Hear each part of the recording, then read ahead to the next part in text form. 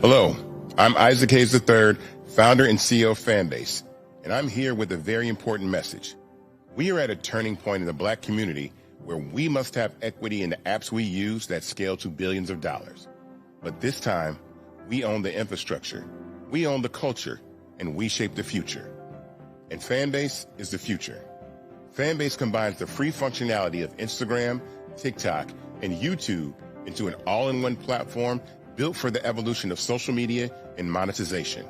With over 1.4 million users, that's real proof that we are shifting the conversation of tech ownership and equity for creators. So right now, I want you to go to startengine.com/fanbase and invest today. The minimum to invest is $399. That gets you 60 shares of stock in Fanbase at $665 a share. This marks a turning point in Black ownership of social media. If we don't take this opportunity to own social media right now, we will always be customers to our own creations. And that can't go on. So once again, go to startengine.com/fanbase and invest today.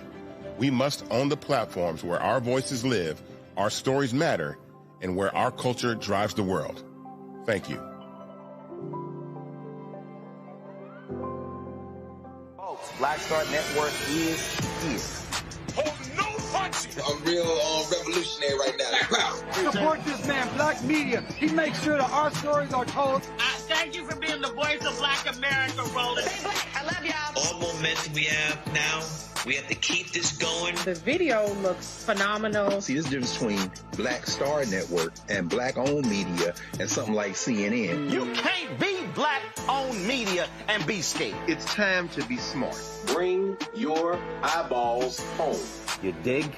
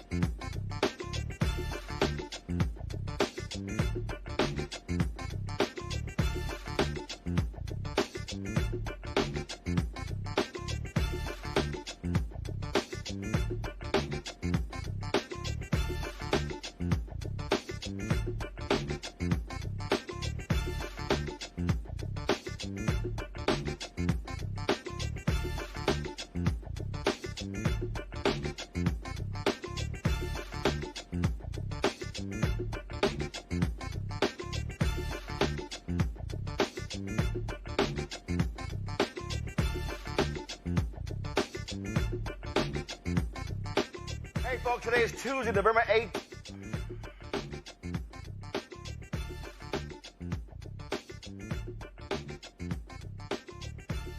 Hey, folks, today is Tuesday, November 18th, 2025. Coming up on Roland Martin Unfiltered, streaming live on the Black Star Network. Breaking news, federal judges, they have told Texas they cannot use the map that they actually voted upon that was said it was a racist gerrymander. They said racial gerrymandering took place. It was not partisan politics. We'll talk with Texas State Representative Jolanda Jones about this huge decision and the implications for next year. Also, a federal judge is allowing a major RICO case to move forward in Kansas City that alleges that an all-white board is freezing out African-American business owners in an entertainment district. Wait until we tell you about that. Also, National Guard, they got to leave Memphis. Another federal judge made that decision. We'll talk with a city council member who's a part of that lawsuit. Capitol Hill, they voted, the House, 427-1, to release all Epstein files. Senate swiftly passed it. Now goes to Trump's desk for a vote. Speaking of Trump, he literally shamed a reporter on Air Force One. Then he shamed another one in the Oval Office as he defended Saudi Arabia against charges that the prince there was behind the killing of an American journalist. Yeah, that actually happening. Also, Trump's Latino support is crashing. We'll talk to Black political pollster Christophe Towler about what that could mean for next year's races. It's a whole lot for us to unpack. It's time to bring the funk on Roland Martin Unfiltered on the Black Star Network. Let's go. He's got it. Whatever the best, he's on it. Whatever it is, he's got the scoop, the fact, the find. And when it breaks, he's right on time and it's rolling. Best believe he's knowing. Putting it down from sports to news to politics. With entertainment just for kicks, he's rolling. It's on go, y'all.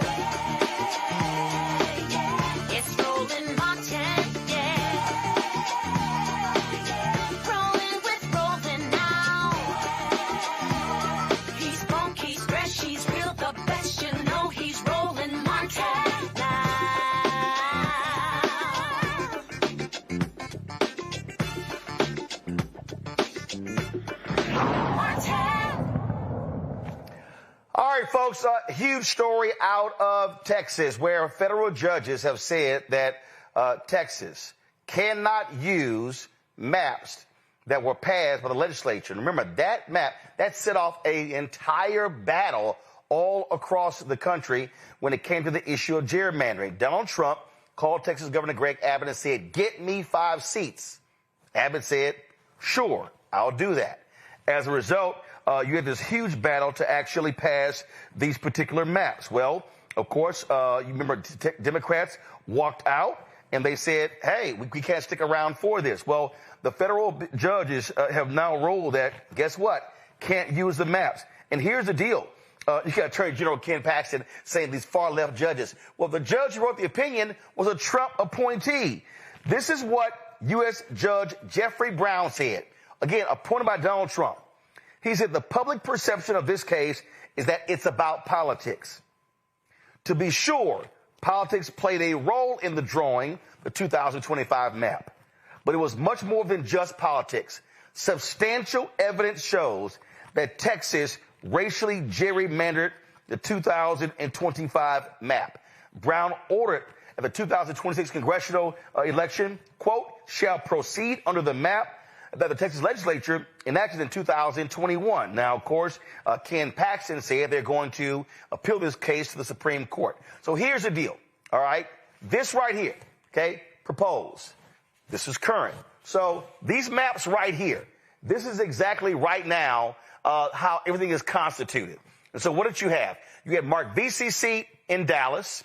You had Jasmine Crockett's seat in Dallas. When you go down to Houston, you had, of course, Al Green's seat, the 9th Congressional District. Then you have the 18th Congressional District. That seat has yet to be filled because Abbott has been screwing around. He's even called that special election between Christian Menifee as well as Amanda Edwards to take place January 31st. So those folks would have gone more than 11 months without a member of Congress. This here was the map that Texas actually passed that eliminated Crockett's district, eliminated Green's district. They moved Green into the 9th district, moved Green from the 9th to the 18th. And so what that would do? That would eliminate 5 Democrats, 2 of those be African American. Joining us right now, Texas State Representative Jolanda Jones. Of course, she was on the committee, this so-called bipartisan redistricting committee. And here's the deal. They kept saying over and over, Jolanda, they kept trying to tell Democrats, do not talk about fair maps. Do not talk about, in terms of, what's fair and also gerrymandering. They said, no, you have to call it racist gerrymandering. And so here you have this Trump-appointed federal judge saying, indeed, race was at the heart of the changing of these maps. For sure. And you remember, Roland, every time you saw me during the corn break, I kept saying, call it what it is, racist, and it's racist some more. Because our talking points were, it's political, Trump wants 5 Republican seats, blah, blah, blah. And I'm like, no, that's not illegal. So I'm thankful that our fleeing from the FBI and injustice was worth it. But I'm going to hold my fingers, Roland, about the Supreme Court in the Louisiana versus Calais case. Because all these Voting Rights Act cases are going to hinge on what the Supremes do in that case. I'm almost certain you're familiar with that. If you're not, I'm happy to explain. Yeah, I mean, look, first of all, because of how the rules are, the only place they can appeal this decision is the United States Supreme Court. Now, people have to understand something, that this decision was a 3-judge panel. Again, Brown, Trump appointee, who also clerked for Greg Abbott. Okay. Then you have, and this same person was a former Texas Supreme Court justice. You have another federal judge appointed by President Barack Obama. And then you had another judge, Dear Smith, appointed by Reagan, cast a dissenting vote. He's going to release his own opinion. And so, yeah, it's now here's the issue. Timing now dictates this. Because the deadline to file for next year is December 8th. December 8th. December 8th. So the problem is we're like 3 weeks away. So here's the issue. They can appeal, but if the Supreme Court doesn't take it up and again, the Supreme Court does have a precedent where and they've done this before. They did it in Louisiana and in Georgia where they said, hey, even though a lower court ruled this, we're going to freeze everything in place. So they could freeze not the current map. They could freeze this proposed map by saying, well, we know what they said, but it's too late for making any changes, so we're going to freeze this in place. But they could also say, we're going to go to the lower court and freeze it in place and still hear the arguments later. So you don't know, but the bottom line is Republicans, they are banking on this right-wing court siding with them. I agree with that, Roland. And here's the deal. If the Calais case out of Louisiana, if the Supremes keep the Voting Rights Act, Section 2 of the Voting Rights Act, then I think that the Supremes are going to affirm what this 3-judge panel did. But if they eviscerate the Voting Rights Act, where they're saying to comply with the Voting Rights Act, where you create a district based on race, like they did in Louisiana, because they cut a black district out, and in order to remedy them cutting out a black district, then Louisiana created a second black district. Then the non-black folks sued on that 2024 map, and that's where we are. What's really interesting about the case out of Louisiana is that the Supreme Court had them argue that case in March of this year, and then had them come back on October 15th to re-argue, which is incredibly rare. And the issue is the Voting Rights Act constitutional? Does the Voting Rights Act violate the 14th and 15th Amendment? So I don't know where they're going to land. Stare decisis has always said, since we got the Civil Rights Act, that the Voting Rights Act, Section 2, and the 14th and 15th Amendment Equal Protection Clause work together. So this is the first time we've had a Supreme Court saying, does the Voting Rights Act, Section 2, violate the 14th and 15th Amendment? In other words, is the Voting Rights Act constitutional? That scares the shit out of me. Well, true story. Well, here's the other thing here, okay? So the Supreme Court previously ruled that if it's a partisan gerrymandering, they serve no role, no purpose. It's left up to the states. But the Supreme Court, depending upon this Louisiana case, the Supreme Court can still rule on racial gerrymandering. Here's the problem for Texas. Texas decided to argue before the courts, oh no, this was a partisan gerrymander. Here's the problem.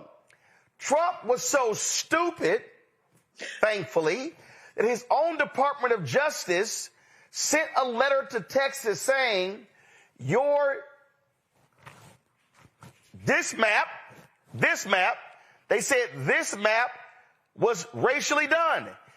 Texas was in court arguing that this map had no racial intent in it.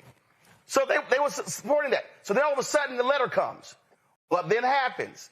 Abbott, in his proclamation calling for a special session, says we have to do this in response to the Department of Justice letter. So this is what Judge Brown said, which is hilarious. Judge Brown literally writes, the governor explicitly, first of all, Brown said, and I'll read the Texas Tribune story. Brown said it was difficult to analyze the DOJ letter because it contained, quote, so many factual, legal, and typographical errors. But the fact that the state leaders had pointed to the letter repeatedly as the impetus for redistricting was enough. Quote, the governor explicitly directed the legislature to draw a new U.S. House map to resolve DOJ's concerns.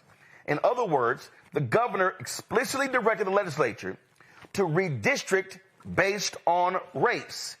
In press appearances, the governor plainly and expressly disavowed any partisan objective and instead repeatedly stated that his goal was to eliminate coalition districts and create new majority Hispanic districts.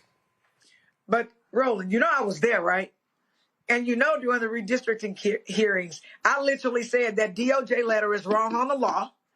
And if you will recall, Roland, at the first redistricting sham meetings, my colleagues were saying that it's based on the DOJ letter, it's based on the DOJ letter, it's based on the DOJ letter. by the time they got to the actual hearing at the Capitol, somebody told them, hey, man, this is actually racist. Y'all now have to say it's partisan. So my colleagues, the Republican ones, at one stage of the game were saying we're relying on the DOJ letter. Right. And then right after that, after somebody said y'all dumb, y'all stupid, y'all racist, then they flipped the script, which all that testimony came out in the hearing. And I kept saying to my Democratic colleagues who did not want to call racism, right, you got to call it racism. You heard me, Roland, say, listen, you got to call it racism. You and I were on the same page. Listen, I talked to Tarrant County Commissioner Lisa Simmons. She said to me that they were at a rally in Tarrant County and they were handed the language to say, and all these Democrats kept getting up there, kept saying, fair maps, fair map. And she was like, what the hell are y'all doing? So when she went up, she says, no, these are racist, gerrymandered maps. And you kept saying, hey, dumbasses, if you don't say racist maps, we're going to lose. When we go to court, they're going to use your own words against you. So here's the deal. So Abbott's problem is they use their own words. In fact, this is so hilarious. Abbott released a statement. He said that it was absurd to say the maps were drawn with discriminatory intent. He said the legislature redrew our congressional maps to better reflect Texans' conservative voting preferences, and for no other reason. This ruling is clearly erroneous and undermines the authority of the U.S. Constitution assigned to the Texas legislature by imposing a different map by judicial edict. Dude, you literally put the DOJ letter in your proclamation. He did. But Roland, here's the shit show that is now going on right now. Currently, Congressman Green filed for Texas 18, right? Because in the new maps, 65% of the new Texas 18 came from Texas 9, and it only stayed 25% intact. You cannot file for two separate seats. Right. You can't be on the ballot. So Congressman Green has got to decide, do I come back out of Texas 18, right, and file for Texas 9? Because right now, his Texas 9 is what it is currently. Because if the Supremes come back after it and they say, no, we've changed the Voting Rights Act, it violates the 14th and 15th Amendments of the equal protection of the Constitution, then he's shit out of luck and he's out. He's the person with the hardest decision to make. Well, first of all, let's be real clear. He is a hard decision. Again, everybody watch it. This is the current map. This is the current map right here. Okay? This is the current map. All right? So now you talk. So what she's talking about is how things are right now in terms of 5 districts, Democrat, talking about where Green is in the 9th, the 18th, and then, of course, you have the 30th with Jasmine Crockett. Then you got Mark Vesey. You got Sylvia. 33rd. Okay, 33rd. Here's the other problem, y'all. This is the proposed map. So here's the issue. This is the problem. Okay, the deadline is December 8th. So here's a conundrum for Green, but also Crockett. Because Crockett has to decide, well, do I file to run in the new district, which is where Vesey is? Vesey is talking about possibly running for Tarrant County judge. Crockett may run for the United States Senate. And so here's the it's all this stuff going on. So to your point, because you don't know what the Supreme Court's going to do, the limbo is very simple. Will the Supreme Court freeze in place the new Republican map, or will they say, let's freeze in place the old map? That's literally where we are. So Congressman Green, as I said before, he's going to get reelected in the current Texas 9. Under the new Texas. I'm sorry, when you say the current Texas 9, meaning like what it is now. Right, what it is now, meaning he's been there 20 years. There you go. His original 9th congressional district. Got it. Right. But the new 9th literally has been created for a Republican. So, And they took 65% of his current Texas 9 and moved it into 18. And moved it into 18. So he has to decide, do I file? He's already filed for 18. Right. Which was $3,200. So he has to, by the deadline, does he withdraw that and file for the 9th, hoping the Supreme Court freezes in place what's now, or risk the Supreme being in a Republican district that he represents that number. Right. So the person that's getting the royal screwing is Congressman Al Green. And let me be clear, in this lawsuit, you will see plaintiff intervener Alexander Green. So he literally is fighting. He is fighting to keep, you see his name? And he's the person who stands to lose the most. Well, the problem now is the appeal goes to the Supreme Court. And will the Supreme Court freeze in place the current map or the new map? But the Calais case at Louisiana, Roland, which they've been considering since at least October 15th, or before that, but the latest oral arguments, they've had that long enough to make a damn ruling before December 8th. So if they don't make it, shame on them. Well, we have seen how they can move fast when they want to. Or slow. Or move slow when they want to. Hey, Representative Jolanda Jones, we appreciate it. Thanks a lot. Thanks for having me, Roland. All right, thanks a bunch. Got to go to break. We come back. We'll talk with our panel about all this drama coming out of Texas. You're watching Roland Martin Unfiltered right here in the Black Stud Network.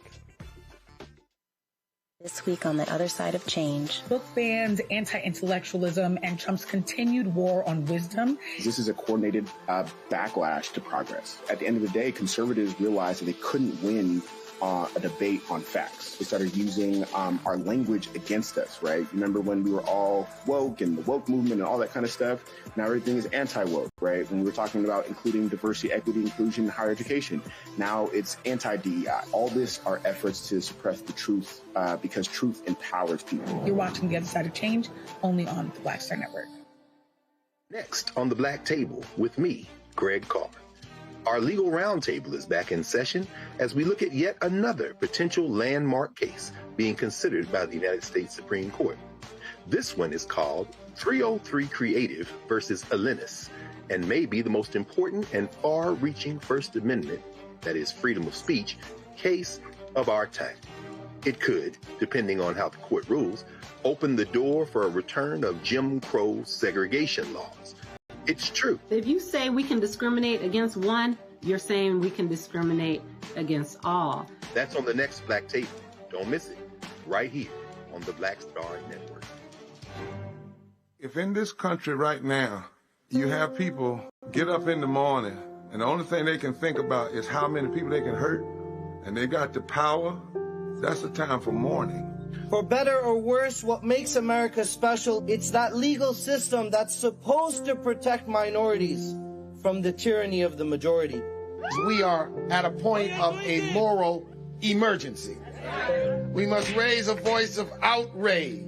We must raise a voice of compassion. And we must raise a voice of unity. We are not in a crisis of party versus party. We are in a crisis of civilization, a human rights crisis, and a crisis of democracy itself. And guess what? You've been chosen to make sure that those that would destroy, those that would hate, don't have the final say, and they don't ultimately win. Hey, I'm Tasha Cobbs, and you are watching Roland Martin Unfiltered. But I need a little filter. I need something. Blow me out. Make me look 35. All right, folks, let's bring up our panel right now. I'm glad to have them here. Dr. Mustafa Santiago Ali, former senior advisor, environmental justice at the EPA, joining me out of Washington, D.C. Randy Bryant. She is DEI disruptor, entrepreneur, author, speaker, creator of The Truthing Game out of D.C. Joe Richardson, civil rights attorney out of L.A. Glad to have all three of you here. Joe, I'll start with you. This is a legal conundrum We're in this very weird space here because we can sort of guess the Supreme Court may side with Republicans. The problem is this is the same Supreme Court that ruled that the Opportunity District in Alabama should be created because it was a violation of the Civil Rights Act, Voting Rights Act, Section 2. They allowed Louisiana, they allowed the Louisiana seat to go forward as well. So the problem is, we don't know where in the hell this court is. Yeah, we don't know where they are, and we don't know whether or not they would look to preserve the status quo. Often, when there is an early thing like a TRO, basically is what you're asking for. When you say that it looks like I'm going to win, so therefore this ought to be held in place or this ought to be stopped, that's basically what this three-judge panel is saying. Interestingly, the Republicans are majoring in the art of deflection here. While they claim that we're being racial, the fact of the matter is they got pointed out for being racial themselves. And the judge, who was a Trump judge, great minds think alike, I made out to read the same first paragraph that you read at the top of the show. The idea that this is a racist gerrymander. And as of now, you cannot racially gerrymander. You can politically gerrymander, but which is the short of it. You know, there's a racist gerrymander, and what they've said is that because it's a coalition district, any district that's a coalition district where two or more minority groups form the majority, they come together to form the majority, that therefore you skip, and it's unconstitutional, and therefore you have to undo it. And that's patently wrong, and that's what this decision said. But the question becomes, to your point, what this Supreme Court is going to do on this Louisiana case. Because if they decide that a racist gerrymander, a race-based gerrymander is okay, and not just if there's some incidental effect, then theoretically we would be out of luck. But the worst part about it all, to the point that you're making, is that this Supreme Court has been so inconsistent and so fill in the blank that you don't even know whether they will approach this with the proper amount of measure, right? So that's as important and as dangerous as anything. The idea that they jump to a conclusion or they jump and ignore so much precedent related to the Voting Rights Act, et cetera. Even if they do that slowly, it's not good news, right? But in any event, the Republicans know that the decision that happened today is bad news. And this reminds you, Donald Trump will never fail. He talks before he thinks, and he says things, and he has people in the Justice Department write things and misspell them and not do it the right way even, where they're incomplete sentences. They have them say things where now the judge has used their very words against them.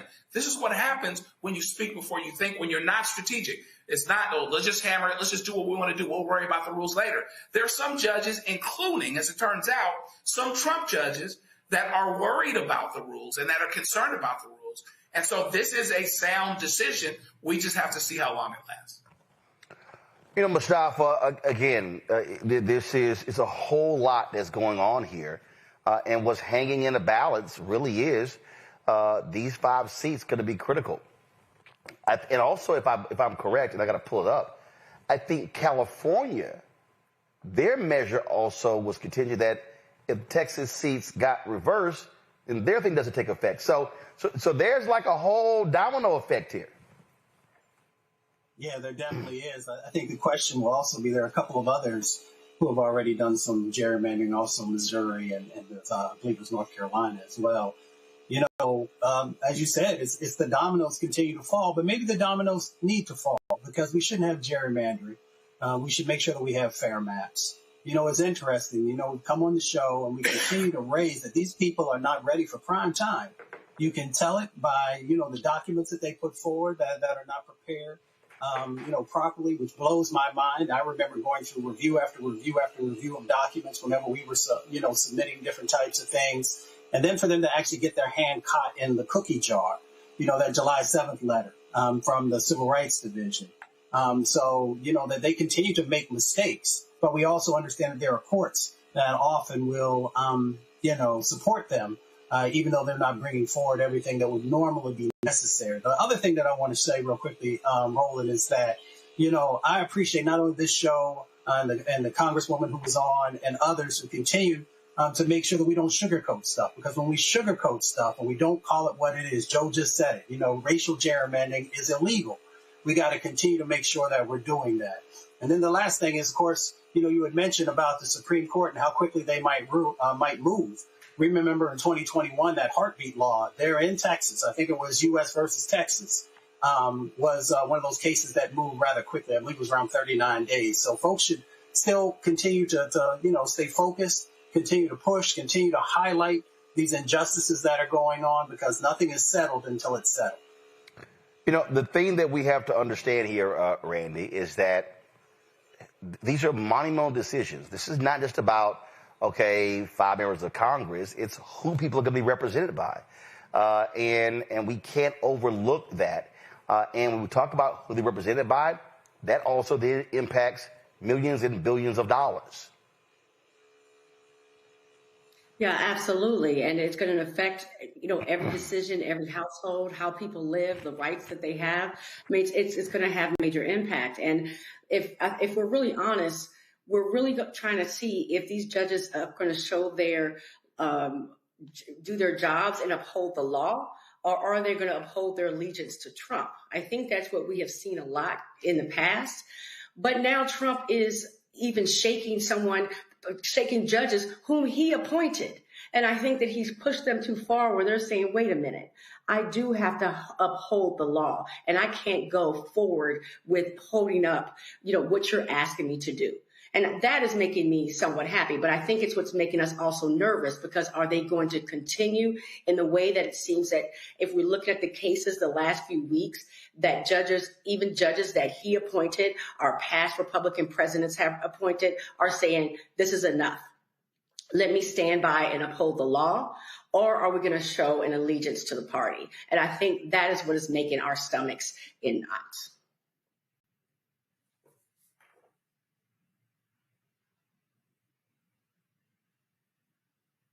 And, what you've seen is this schizophrenic court with their rulings. And so we don't know, but we're certainly going to stay on top of this, because this has huge implications for all across the country. All right, I'm going to do a quick break, come back, tell you about this case out of Kansas City that is unbelievable. Everybody kept saying systematic racism doesn't exist. That's a lie. Back in a moment.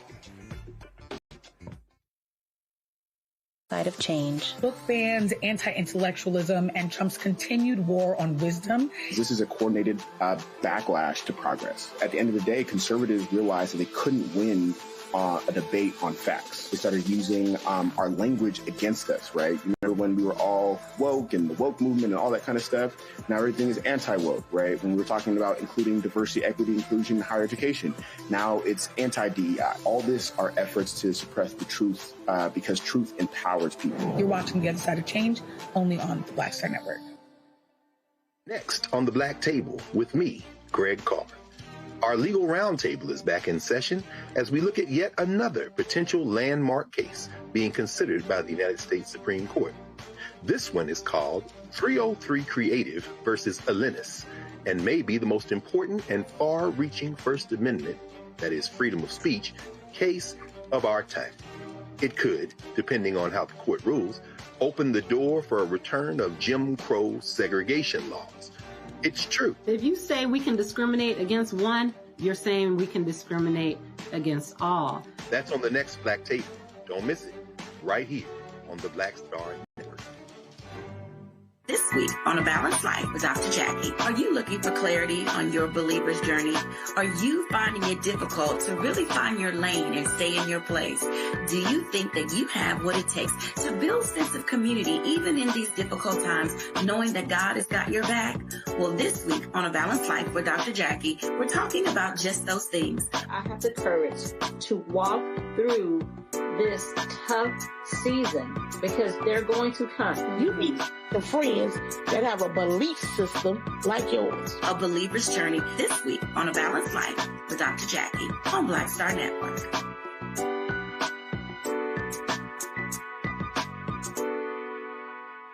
Michael McMillan, President and CEO of the Urban League of Metropolitan St. Louis, and you are watching Roland Martin Unfiltered. A federal judge is letting a major RICO lawsuit move forward in Kansas City against an all-white board that is accused of running Westport's nightlife scene like a racist cartel. At the center is a secret good neighbor agreement allegedly used to shut out black-owned businesses. Audio recordings show board members threatening owners who wouldn't comply. The lawsuit says they even kept a banned playlist targeting popular black artists. Judge Roseanne Ketchmark now says there's enough evidence of a coordinated discriminatory conspiracy to proceed to trial. Attorney Cecilia Brown, who filed the lawsuit, joins us right now. Glad to have you here on Roland Martin Unfiltered. Thank you so much for having me. What the hell? That is precisely what I said. What we have in front of us is a racketeering scheme. I have myself come into contact with at least 5 businesses who have been victim to this racketeering scheme. Right now, I represent 2, Euphoric LLC and the Soars LLC, and my partner, Stephen Williams, represents Unique LLC. Okay, so how long has this been allegedly going on? So we have recorded audio from the past executive director of the Westport Community Improvement District saying that they have been doing this since 2013. And so for folks who are not from there, describe this Westport area. What is this area? For sure. So Kansas City has 3 major entertainment districts. One of them is the Westport District. The Westport District is reserved for nightlife, kind of the bar scene. That's where the popular clubs would be. The other entertainment districts are more like shopping and different concert venues. So the Westport District is located near Midtown of Kansas City. It is quite literally the midpoint of where every community kind of converges. And so to learn that there has been such a scheme to make sure that Black entrepreneurs are not able to benefit in the same place that they take Black dollars, it wouldn't be a surprise to Kansas Cityans, but it's huge as a legal case in Kansas City. So this Westport area, so what you're saying is like if you go to Kansas City, it's the entertainment sort of mecca where people are going to go. And I'm assuming it gets lots of black consumers. Absolutely. Like I said, it is located basically at the convergence of all of the communities there. It has a ton of Black consumers. Westport is actually one of the only places that you can go to if you don't want to have a stuffy nightlife, if you actually want to be entertained in Kansas City. Unfortunately, there have been known efforts to make sure that Black patrons stay out, including having a banned list of DJs who can play there. All of them are Black DJs, a banned list of Black artists who can play, including names like Beyonce, Drake. These are people who are constantly in the top 10 to ban those type of artists and citing, that they incite violence. It is quite frankly the dog whistle that it sounds like. So first of all, how long has this Westport area been around? That's a great question. So this Westport area has been around since the 1800s. In fact, one of the businesses still located, still located in Westport, used to sell and auction enslaved Black people. That's some rich history there. And you're representing but how long? Have other business owners complained for years about not being able to get in here? So one thing that we're finding is that there have been many complaints, not just with Black business owners who have not been able to obtain a lease or sustain a lease. That's been going on for years. But as we're going through the discovery, what we're finding is that other businesses also feel like they were forced to sign this good neighbor agreement, either by extortion, bribery, or coercion. We also believe, based on the discovery that we have, that agents of Kansas City have been involved in this racketeering scheme as well. So this is really far-reaching. It really is. It's unfortunately what we know to be how systemic racism continues and grows. You have the ultra-wealthy who don't want to have to share or split their money with people that they deem unworthy. And you have systems in place who have agents in them who are going to give preference to those ultra wealthy, who all under the guise of we're keeping Kansas City safe. Even though Westport Entertainment District has been the scene of so many murders in Kansas City. Based on what these defendants are saying, they would be blaming that on Black people, but not one Black business owner is occupying one of the 251 businesses out there, and they've made sure of that. Wow. Questions from my panel. Joe, you first. Wow, this is unbelievable. I've got family in Kansas City, so a lot of connections to the city. This is excellent work. I have a two-part question. One question is the extent of the relief that you're looking for. I assume it's probably both monetary and injunctive. And then the other thing I'm wondering is this a revelation to people in Kansas City? Or is this something that it's like, well, okay, looks like the game is up, looks like the jig is up, versus them really not knowing that this was going on and that this was always going on behind the scenes? How informative is this for people that have been there for years and years and years? Thank you for those questions. So first, this is not a revelation to the people in Kansas City. If you look at any of the thousands of comments that have been left on different media websites about this, Black people and brown people know that this is what's going on. I think the revelation is coming to those property owners and those CID members that someone is finally standing up and having the resources to fight back. As to your other question, you are correct. We are obviously going for monetary damages, but also injunctive relief. Right now, we are in the appeals process on a TRO that we have had a hearing about already on October 6th. The judge, in our opinion, failed in her duty to correctly analyze the law. So we are currently appealing in the 8th Circuit. Wow. Great. Thanks. Randy. Hi, thanks for being here. I sadly have heard of cases like this in other towns. And so what I'm wondering, is there a case history that you're referencing where we have seen other Black and brown businesses blocked out of the area and they have successfully worked to resolve that issue legally? Thank you for your question, Randy. So I have not personally seen another case that quite mirrors the facts of this case. However, what I am relying on is the well-known knowledge of restrictive covenants and redlining. This is just a repeat of that. What oppressors do is nothing new. The game is always rigged in the same way.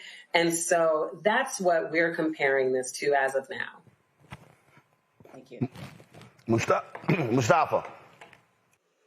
Yeah, well, again, thank you for everything that you're doing. I was listening and I was thinking this is like a 21st century burning down of Black businesses without the fire.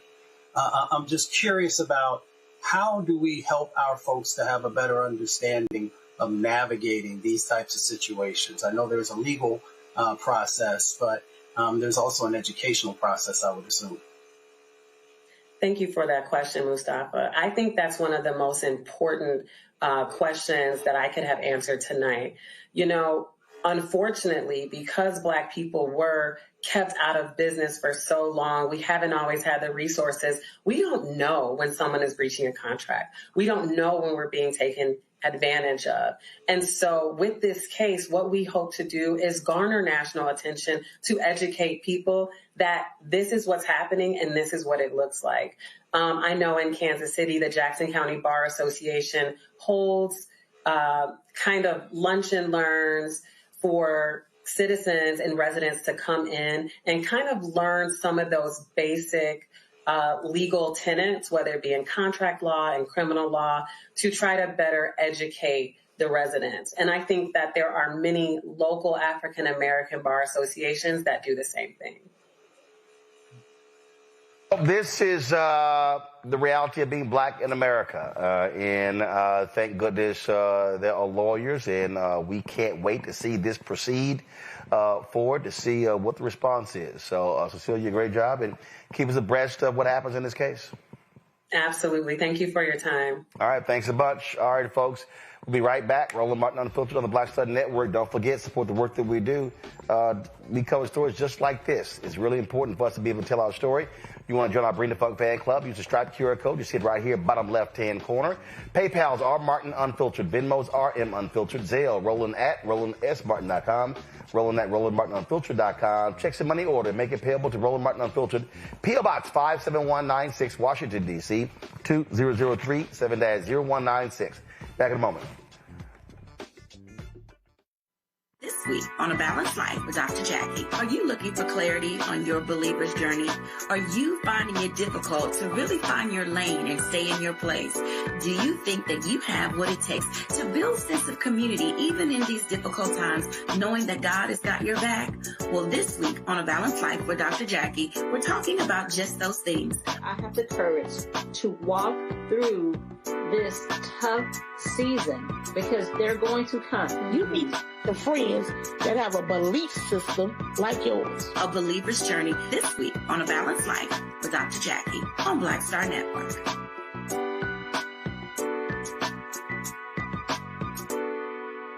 Said the quiet part out loud. Black votes are a threat. So they erased them. After the Supreme Court gutted the Voting Rights Act in 2013, Republican legislatures moved fast.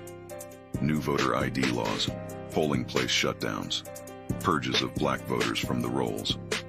Trump's Justice Department didn't stop it. They joined in. In 2018, his DOJ backed Ohio's voter purge system, a scheme that disproportionately erased Black voters. Their goal, erase Black votes and political power. Yeah, that happened. These are the kinds of stories that we cover every day on Roland Martin Unfiltered. Subscribe on YouTube and download the Black Star Network app. Support fact-based independent journalism that centers African Americans and the issues that matter to our community.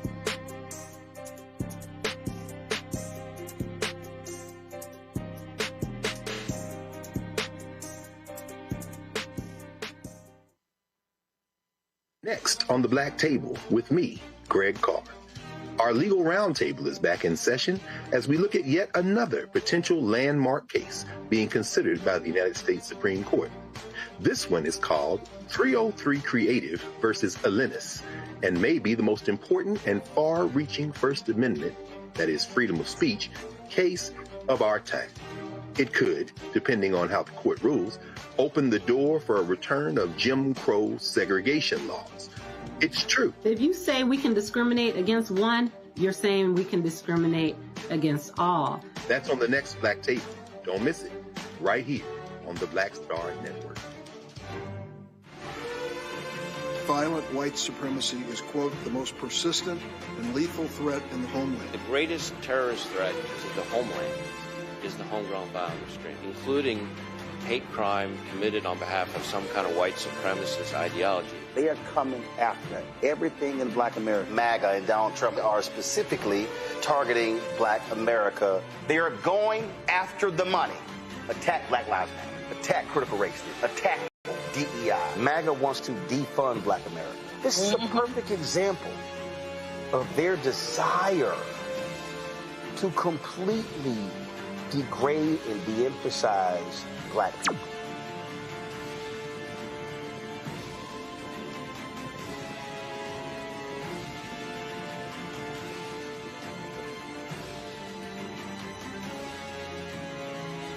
Melanie Campbell, National Coalition on Black Civic Participation and Black Women's Roundtable.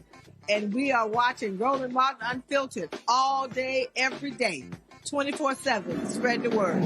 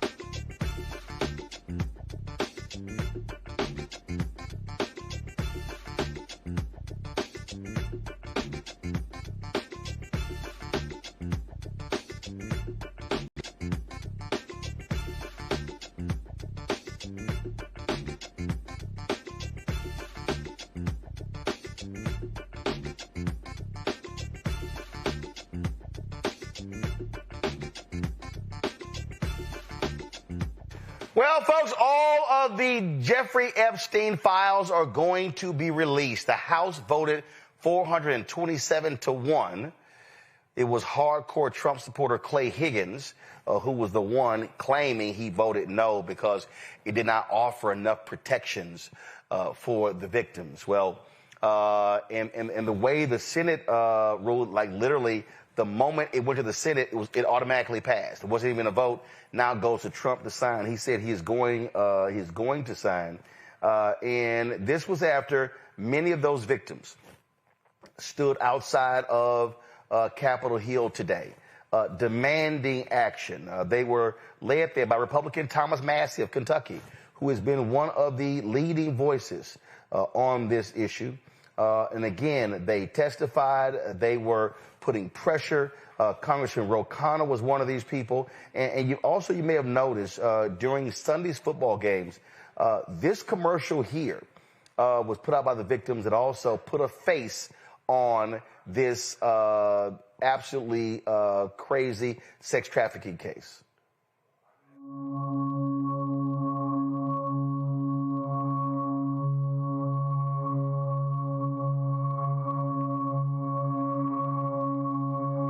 I suffered so much pain. So much pain. So much pain. I suffered so much pain. I was 14 years old. I was 16 years old. I was 16. 17. 14 years old. This is me. This was me. This is me. When I met Jeffrey Epstein. This is me. When I met Jeffrey Epstein.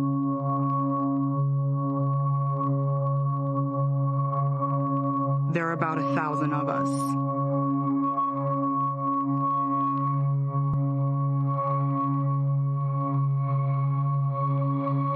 It's time to bring the secrets out of the shadows. It's time to shine a light into the darkness.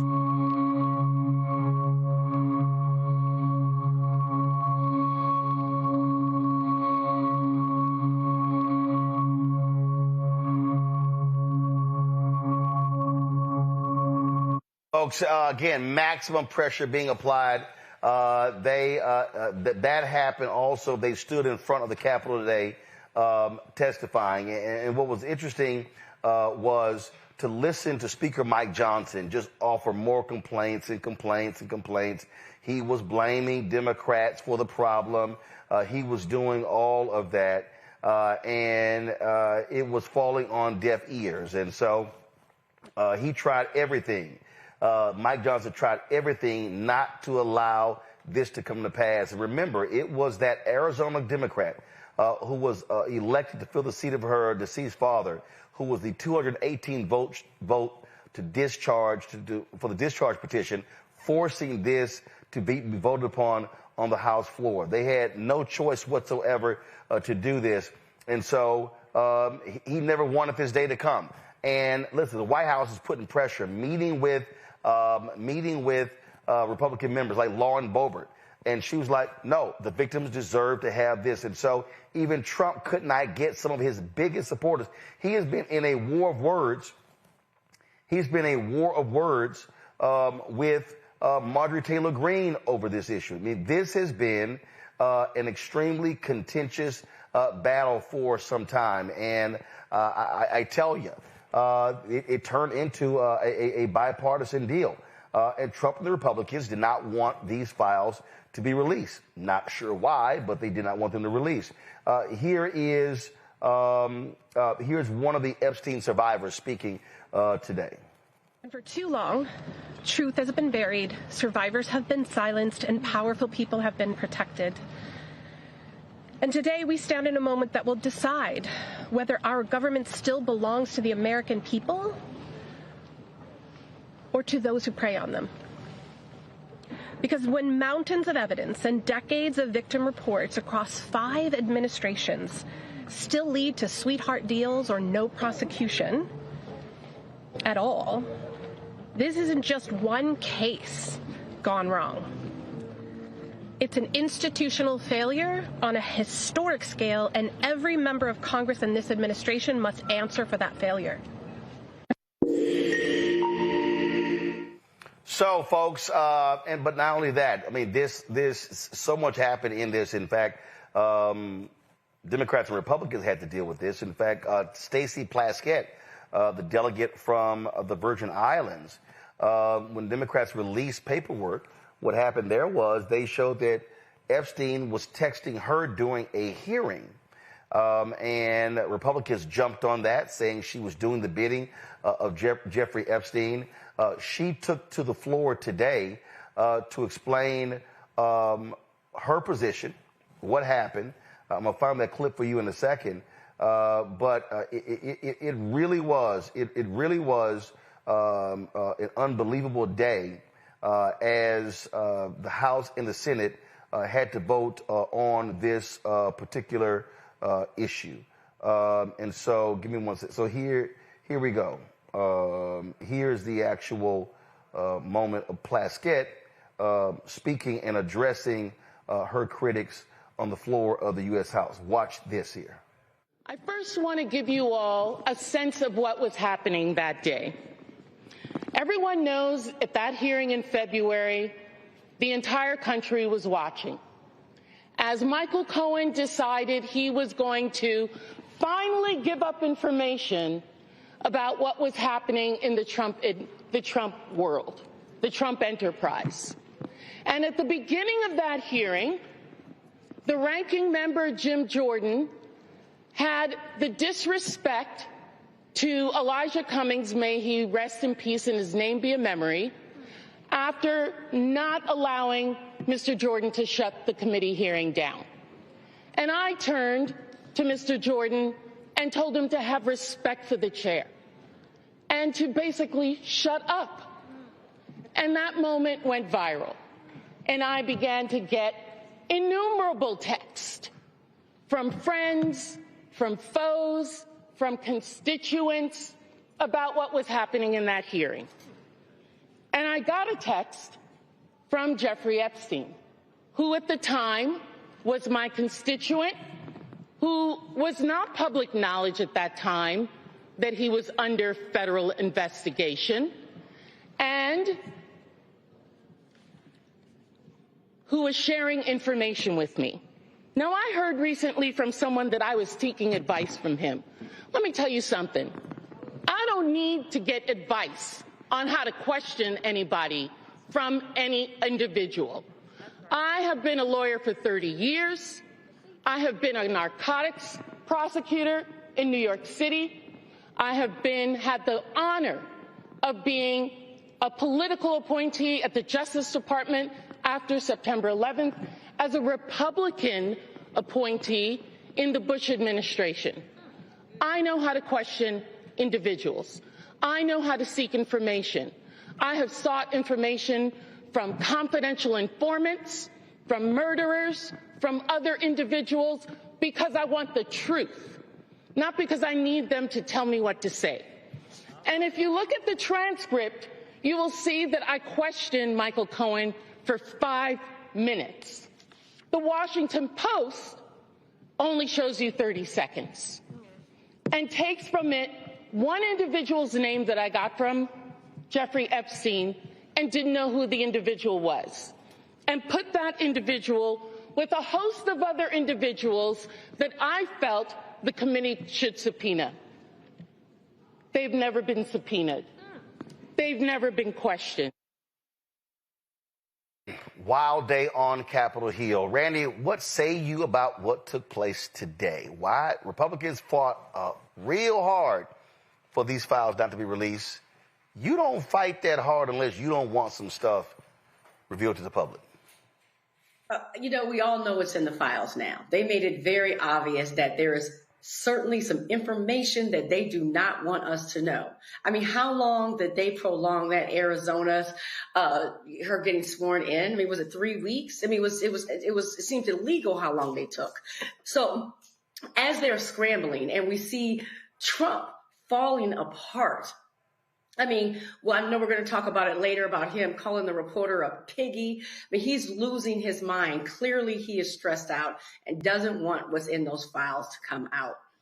What I was thinking when I was seeing those women speak today is that I am shocked when you see people like Megyn Kelly and all of these people who are continuing to support white supremacy and not protect those who are the most innocent in this world. I mean, if you wouldn't think that we would care about anybody, you would think that we would protect children. And here we have this huge sex trafficking ring, and you have these men who are white men who are extremely powerful that have gotten away with this for decades now. And it's shocking to me, all of the people who are still fighting to protect these men, these criminals. And that is what is sad to me, what we're witnessing now. But it also shows the power of white supremacy and who will work to keep it alive and keep it strong, regardless of who suffers. And so when you have women like Megyn Kelly, who's looking at these victims and not feeling sympathy, but starting to split hairs and say, who really looks like a child? Oh, she was 14 or 15, not really 5. That's when you're really seeing how dependent people are on this sick system that exists.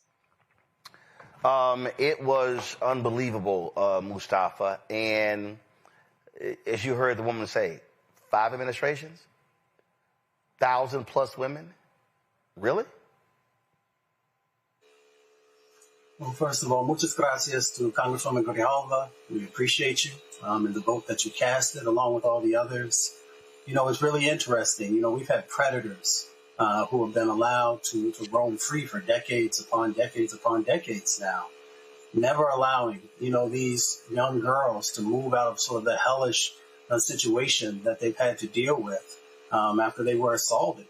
And, you know, we've got this, we forget that folks need to be able to heal, and for you to be able to heal means that you have to be able to have justice. And that's what they've been asking for. They've been asking for folks to put a spotlight on this. They've been asking to make sure that people are brought to accountability who took advantage of them, who raped them, the pedophiles, all these different types of folks. And Randy laid it out. It is about power and privilege, being able to escape, you know, from the law. Because, you know, yes, Jeffrey Epstein and his partner were arrested after a long, long time, but there may be thousands of men who are out there who are still walking these streets. So we should be very clear about what sex trafficking is, how it impacts folks, and that it has to be addressed. It doesn't matter if somebody is a billionaire or a millionaire, or if there's someone who's driving a bus. If you're a part of those types of things, then you have to be brought to justice. Joe? Yeah, I mean, and now this is the next battleground. The next battleground is now to make sure that everything that's supposed to come out comes out, and it's not clouded under the guise of an investigation. Well, this part is under investigation, so this can't be released. I think that there are people that are going to know if something is missing that's not released. And at the risk of oversimplifying it, how do we know?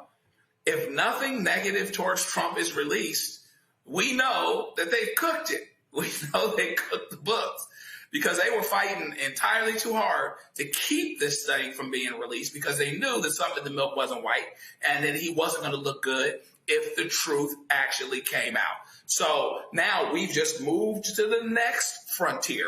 And it's going to be interesting to see. I mean, Donald Trump, actually on some level, I can't fault him. He always has been able for the last 10 years to look at these folks and say, there's nothing to see here. And so look in the other direction. And they turn around and do it. They go, okay, And so now he's got caught a little unexpected that they didn't really go his way here. But let's see if they stay there. Let's see if they really allow this to become this political thing where we revisit certain people that call themselves Democrats or Bill Clinton or whoever it is that might be going back 20, 25 years, et cetera, as opposed to dealing with the matter at hand. None of those guys are president. Trump is president. Trump is the one that tried to keep this stuff from coming out. And so, I'm not down with child molesters, people that rape underage folks, or whoever they are, black, white, Democrat, Republican, however it gets down. Get them all. But you'd be crazy to think that this doesn't, on some level, include Trump in a way that they've been trying to shield and hide. So hopefully we stay on the work here, stay on the attack here, stay on the aggressive side as it pertains to making sure everything that's supposed to come out actually does. All right, folks. Let's go to Memphis. A Tennessee judge temporarily blocked the deployment of the National Guard in Memphis, ruling that Governor Bill Lee exceeded his authority. Davidson County Chancellor Patricia Head Mosky issued the injunction, but paused it for 5 days to allow for an appeal. Although the National Guard deployment has been halted, federal agents from the FBI, ATF, and DEA will continue their work in Memphis as part of a broader crime-fighting effort. Joining us now is one of the plaintiffs in that, Memphis City Councilman J.B. Smiley. Glad to have you on the show. Thank you. What was interesting to me is the fact that you and others said we should fight this, but there were other city leaders who capitulated. Why? Yeah. I think, some of the leaders have a hard time pushing back against an administration who seems to control the courts. But my position has always been, just because the fight is difficult doesn't mean you need to bow down. I'm in a position, or the position, that we're going to push back against any type of administration who try to subject us to military occupation. Just because it's difficult doesn't mean we shouldn't get into the fight. And absolutely. And listen, y'all are elected to lead. There are local leaders, there are state leaders, there are national leaders, and for Trump to run roughshod over the duly elected representatives of Memphis and other cities is shameful. Yeah, I just think some people are always concerned about potentially losing resources if you fight the federal government, if you fight the state. But I always have to remind folks, they meaning the state, have consistently given Shelby County the least. And if you're concerned about losing resources, it's not going to be much to lose. They have an obligation to give us the resources they give us, but they're not going to give us more. And I've been consistent about this since 2023 or 2024 when we fought the state as it relates to gun reform. They said they're going to take resources from our communities, but they have consistently done the least. And we're going to continue to fight them when it comes to skirting the law or subjecting us to a military occupation. I think it's our moral obligation to do that. Listen, I get the fear of losing resources, but I say the greater fear is when you lose credibility and when you lose your power. When you talk about the loss of civil rights, the loss of legal rights, that stuff matters, because when you let someone take, in one instance, they will continue to take. And I think another concern should be, why, if we allow them to continue to open this door to skirt the law while they're targeting Hispanic people today, the very next people they're going to target, people who look like me. And I think we have to fight against injustice right now. We are freedom fighters in the city of Memphis. I just wish some of our elected leaders will understand that if we don't fight now, we've already lost the war that's soon to come. Absolutely. Questions from my panel. Mustafa, you first. Yeah, well, it's good to see you. Thank you for everything you're doing for the country. Could you be clear with folks? Is there a rebellion or an invasion happening in Memphis? Absolutely not. As a matter of fact, from September of this year, from January to September of this year, crime was at a 25-year low. We've invested in group violence intervention programs, and we saw successes. What you see now is the Memphis State Task Force and the National Guard and the federal government trying to come into the city of Memphis and claim that they've done something great. And all they're doing is piggybacking off of the efforts of our local law enforcement. Our duly elected officials should be stepping up and say, you're not going to take credit for the work that we've fought hard to do. And we're not going to subject us to this type of a very aggressive, authoritarian type of leadership. We're not going to bow down to them. We will not. Joe? Hello, sir. Tell us about the discussions that you've had with local law enforcement. You know, this is happening everywhere, and the discussions I've had with local law enforcement here in California are like whether it's ICE or whether it's, we don't have the problem with the governor per se, but anytime there's a militarization of a local area, it seems to uproot and undermine the goodwill that good law enforcement folks are really trying to put in the ground for those rainy days when they need to be trusted, when they need to be believed, which is all the time. Are you having those same kinds of conversations with local law enforcement? And if so, what are they saying?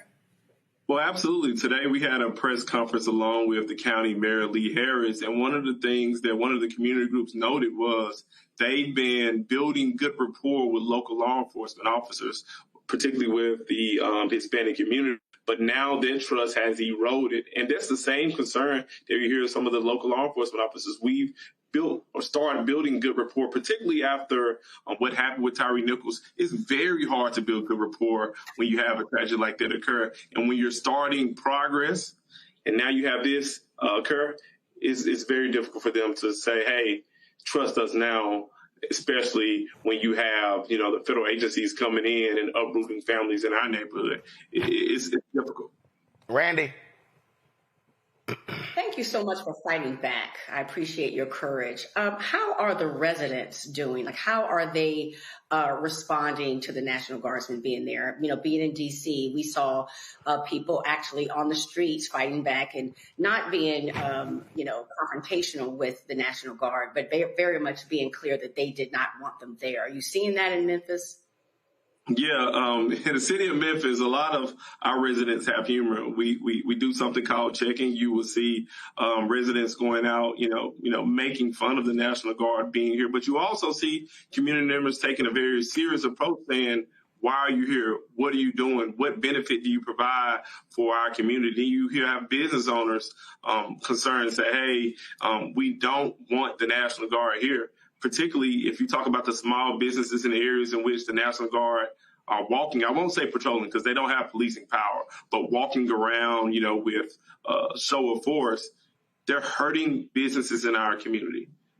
I'm almost as concerned as I was during COVID when the businesses were shuttering.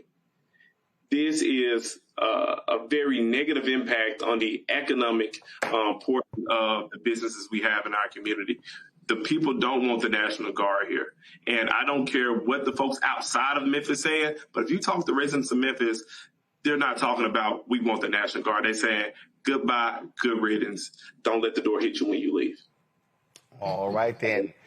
Well, Councilman Smiley, we certainly appreciate it. Congratulations on this suit. We'll see exactly what happens if there's an appeal and what's the next steps. We're expecting an appeal real soon, but we'll be fighting. All right. Thanks a bunch. Folks, going to a break. We come back. I've said time and time again that Donald Trump is the most despicable person to ever enter the White House, and that's saying a whole lot. But I'll show you what this idiot said about a female reporter, but then how shameful he was in responding to questions regarding Saudi Arabia's Crown Princess role, the murder of an American journalist. You're watching Roland Martin Unfiltered right here on the Black Star Network.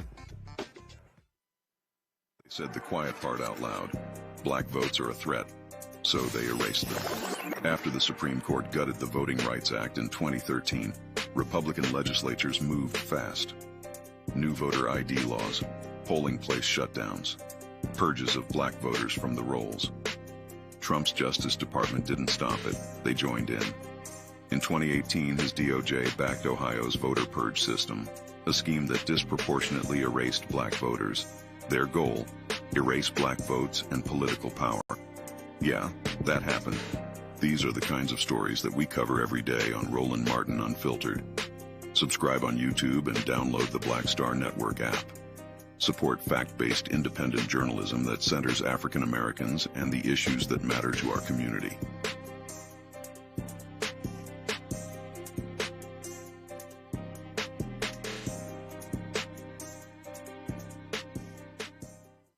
If in this country right now, you have people get up in the morning and the only thing they can think about is how many people they can hurt, and they got the power, that's the time for mourning. For better or worse, what makes America special, it's that legal system that's supposed to protect minorities from the tyranny of the majority. We are at a point of a moral emergency. We must raise a voice of outrage. We must raise a voice of compassion. And we must raise a voice of unity. We are not in a crisis of party versus party. We are in a crisis of civilization, a human rights crisis, and a crisis of democracy itself. And guess what? You've been chosen to make sure that those that would destroy, those that would hate, don't have the final say, and they don't ultimately win. Hello, I'm Bishop T.D. Jakes, and you're watching Roland Martin Unfiltered.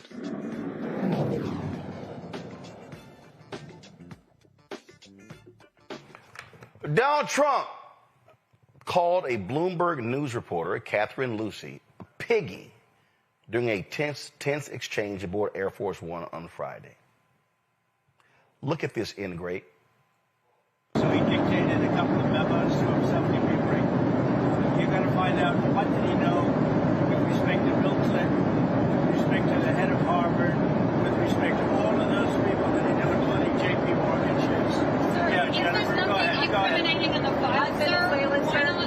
Quiet. On Venezuela, sir, you've had a lot of meetings on Venezuela. I know you can't tell us what your next steps will be, but can you take a... So he dictated a couple of memos to himself to be brief.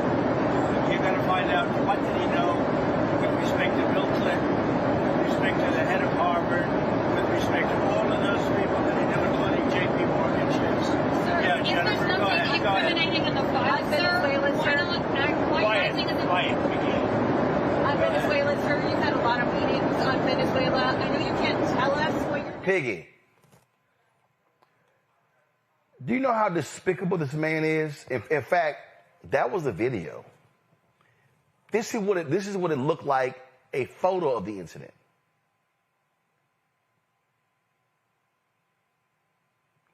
This man is shameful. He's shameful. And other members of the press, they just kept going. Well, former Fox News anchor Gretchen Carlson called the remark disgusting and degrading. Donald Trump has a history of attacking female reporters and trying to shut women journalists up with demeaning language. He said to Ebony McMorris, American Urban Radio Network. He said to so many others. And let me tell you something right now. The right says nothing. The right will not say a word. That's the right. He called her a piggy. This is Catherine Lucy right here. But it wasn't just Lucy. Today, in the Oval Office, the Saudi Crown Prince, who was given an elaborate welcome, Trump was questioned by ABC News reporter Mary Bruce. This was the exchange. Is that pretty good? Mr. President, why wait for Congress to release the Epstein files? Why not just do it now? You know, it's not the question that I mind, it's your attitude. I think you are a terrible reporter.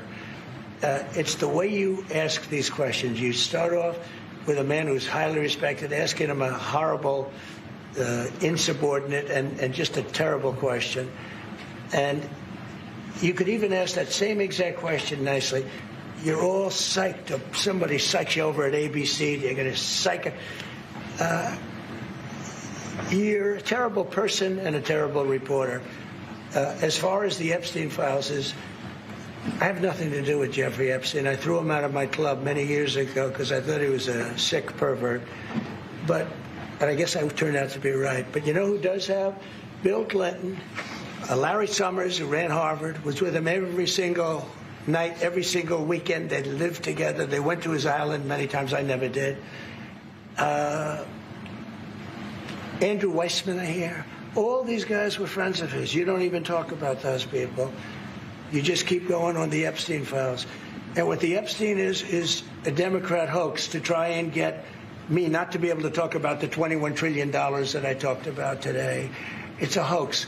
Now, I just got a little report, and I put it in my pocket, of all the money that he's given to Democrats. He gave me none, zero, no money to me. But he gave money to Democrats. And people are wise to your hoax. And ABC's, your company, your crappy company, is one of the perpetrators. And I'll tell you something. So why not just sign it down? I think the license should be taken away from ABC because your news is so fake and it's so wrong. And we have a great commissioner, the chairman, who should look at that, because I think when you come in and when you're 97% negative to Trump and then Trump wins the election in a landslide, that means obviously your news is not credible and you're not credible as a reporter. So I've answered your question. You should go and look at the Democrats who received money from Epstein, who spent their time. Larry Summers was with him all the time.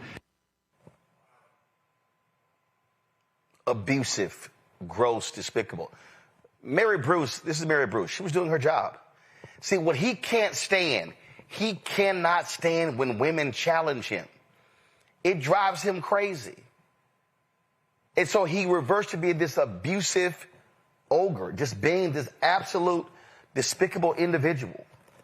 And see, folks, what we also saw took place today in the Oval Office, because the question that she asked before that dealt with the role of the Saudi crown prince in the brutal murder of Khashoggi. Now here's what's crazy. The American intelligence came to the conclusion that he ordered the brutal killing of Khashoggi. And guess what happened? Did he answer? No. No covered for him? Trump, listen to this. Is it appropriate, Mr. President, for your family to be doing business in Saudi Arabia while you're president? Is that a conflict of interest? And Your Royal Highness, the U.S. intelligence concluded that you orchestrated the brutal murder of a journalist. 9/11 families are furious that you are here in the Oval Office. Who are you with? Why should Americans trust Who are you with? And the same to you, Mr. President. Now, who are you with? I'm with ABC News, sir. You with who? ABC News, sir. Fake news. ABC fake news. One of the worst in the business. But I'll answer your question. Thank you. I have nothing to do with the family business. I have left, and when I've devoted 100% of my energy. What my family does is fine. They do business all over. They've done very little with Saudi Arabia, actually. I'm sure they could do a lot. And anything they've done has been very good. That's what we've done. We've built a tremendous business for a long time. I've been very successful. I decided to leave that success behind and make America very successful. And I've made America more successful by far than it ever was. and that it ever could have been, no matter who was president. There would be nobody bringing in $21 trillion, that I can tell you right now. As far as this gentleman is concerned, he's done a phenomenal job. You're mentioning somebody that was extremely controversial. A lot of people didn't like that gentleman that you're talking about. Whether you like him or didn't like him, things happen, but he knew nothing about it, and we can leave it at that. You don't have to embarrass our guest by asking a question like that. Embarrass our guest by asking a question like that. Mustafa, is he a grown man? Can he answer for himself? He can most definitely answer for his own self. He helps to run a major country, so he can definitely speak for himself. It's you know, I've watched a lot of presidents. I advised a couple of them.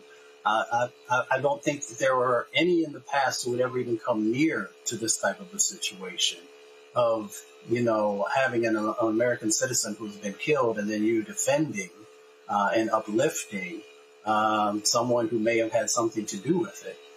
So we're living in this really like alternative universe almost whenever you walk into, or the cameras go into the White House, and the things that you see them say and do.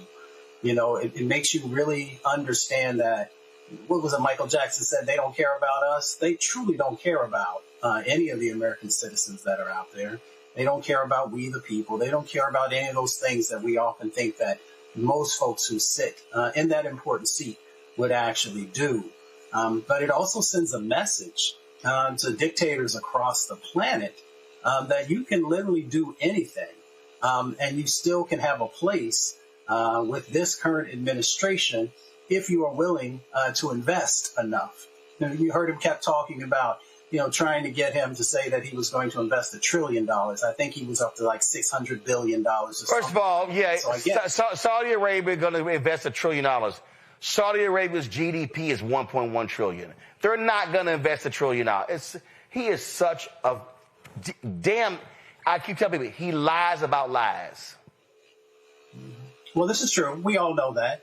But the American people sometimes are not paying attention. You know, people are busy working and doing other things, and that's why you got to bring this stuff forward, because this is a very dangerous situation. Again, it's the message that you're sending to others across the country.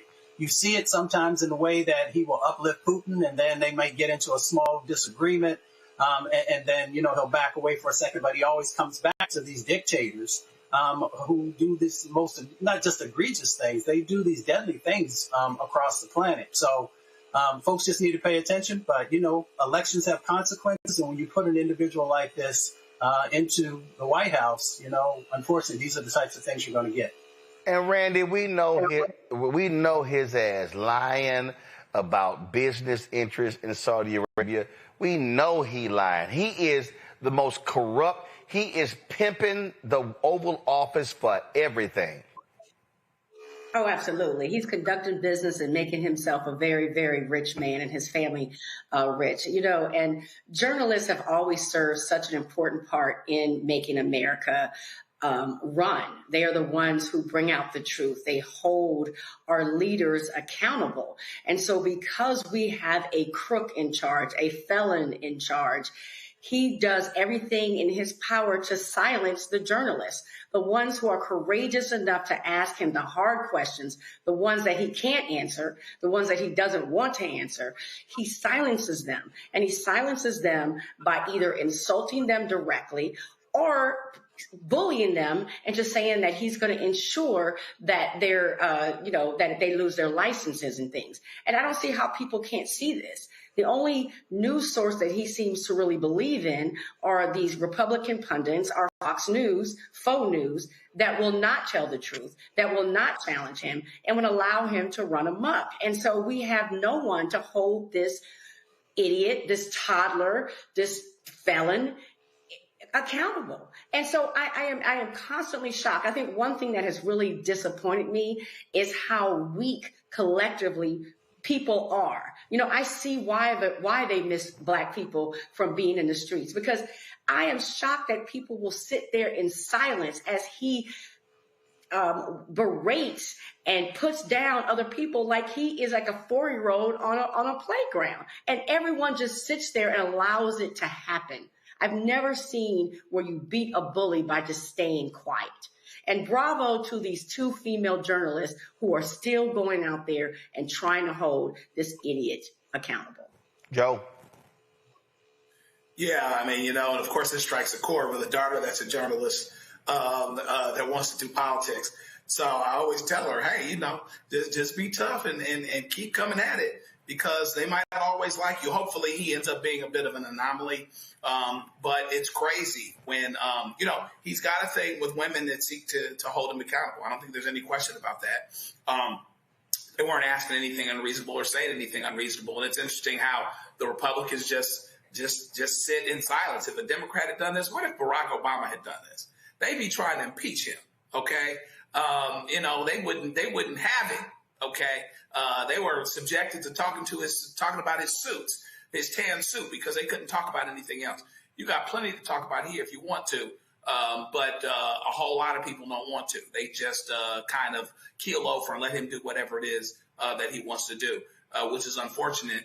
But hopefully those the ABCs and those media outlets continue to support strong, qualified journalists as they do their jobs. And so that's going to be really important. And hopefully that continues to be the case. All right, folks, going to a break. We come back. Donald Trump is losing Latino voters with the quickness.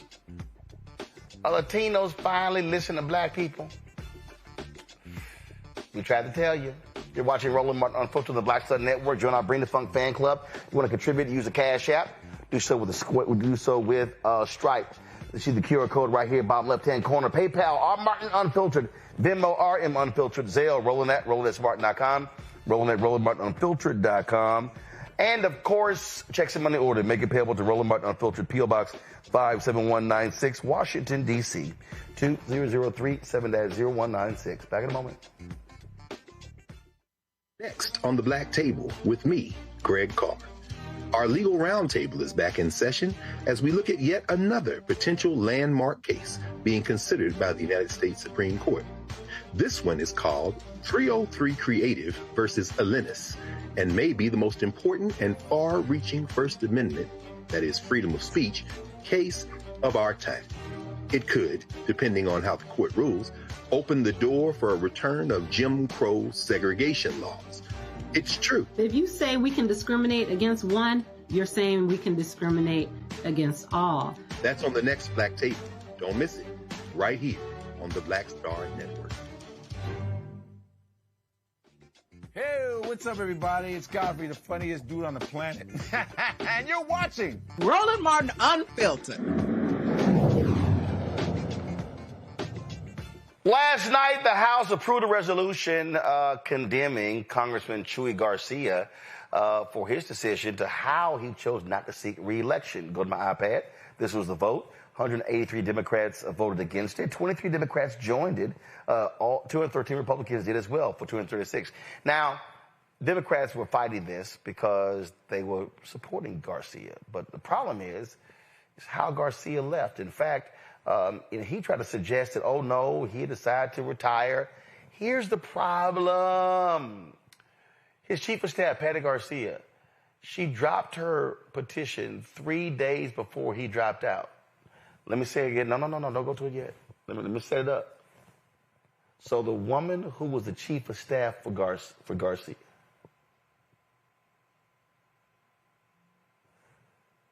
three days before he announces he's not going to run, she files her petition to run. But he said he decided not to run. It was late. And here's the other problem. This is her petition. Who is the first person to sign Chuy Garcia? Come on, bruh. This was a setup. He dropped out late to ease the path for her to run for his seat.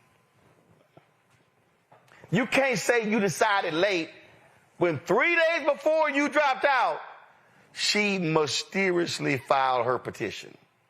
and you the first person who... See, you knew you couldn't announce 3 days before the deadline because you knew others would run. Chewy, that's that bullshit. That's that bullshit. And they should have voted against your ass, and you should have been called out for it because your ass was wrong. Speaking of wrong, Latino voters, we tried to tell y'all asses that man didn't give a damn about y'all, but the proximity to whiteness, oh my God, y'all were just loving y'all some, oh my God, I love how he hugs the flag. Oh my God, I love how he's an American. I love how he stands with us. We are all one. We are Latinos for Trump. We are Cubans for Trump. We love us some Senor Trump. We made songs and dances for Trump. And Trump got in there and sending y'all asses out of here. Trump is sitting here lighting your asses up. Snatching your mamas and your daddies and your aunts and uncles and your cousins. Just jacking y'all up left and right. We tried to tell you, but no. Y'all was so adjacent to white that y'all wanted to line up with them MAGA fools. Now what y'all gonna do? So now when you look at polling data is showing how Latinos in huge numbers are running away from Donald Trump. In Virginia, big shift to Democratic candidates. The question is, how will this play out in 2026? Will Latino voters finally wake the hell up and realize that Trump ain't their daddy? And he's not going to sit here and save them. And he don't give a damn about them. Latinos are mad about the economy. They're mad about immigration. All of this stuff. We tried to tell you. Chris Towler, director of the Black Voter Project, co-founder of Black Insights Research, joins us right now. Chris, I was glad to have you on the show. So, Chris, ain't it amazing what happens when folks learn the hard lesson? What's that phrase? Hard head make for a soft ass? It seems like that's the case here. This CNN poll is really interesting, and Latinos have pretty much shifted directions completely, not just when it comes to approval, but when it comes to their views on Trump handling the economy, and even their views on how Trump's handling immigration. And so kind of full circle here on all of the things that seem to matter the most when it came election time in 2024. See, I'm confused, Chris, because see, all them people talked about how Trump was so good for the economy. They talked about how he was, oh my God, he's going to be bringing in the golden age. Man, we are just going to be swimming in cash and gold bars. And, oh, man, it's just going to be the time of our lives. That's a lie. I think there's a realization as well, not just with Latinos, but with a lot of conservatives and even black conservatives that were, spewing all of this BS for Trump in 2024, that it's just that BS, and that there was a lot of misinformation out there being pushed really hard on social media and sort of other non-traditional media platforms that people were just buying into and getting inundated with, to a point where, all of the truth didn't matter anymore. And now we're seeing what the truth is. We're seeing, forest through the trees, as they say, and it's very, very clear, as you said before, that Trump and the Trump administration is only for one thing, and that's Trump. And anyone else is on the outside looking in, even those that voted for him and helped him get into office. I think it's telling, too, in the CNN poll that approval ratings for Latinos earlier this year, they were real close to where white approval was. Those attitudes have dipped so much that they're almost where black attitudes are now. And black approval has always been relatively low for Trump. Wait a minute. Did you just say that Latinos are so pissed off that they damn near right there with us? Close to it, yeah. Damn. It's almost neck and neck now, where Black and Latino approval is both at about 20%, a little over 20%. So it's very telling, if nothing else. See, that's what happens when your windows start getting bust out. That's what happens when they start raiding churches and schools. That's what happens when your ass believe, oh no, they were going to be attacking the violent. No, they don't give a damn. They don't care. And so now the racists are running the show. Now the thugs are running the show. And now these Latinos, see the problem with the polling, Chris.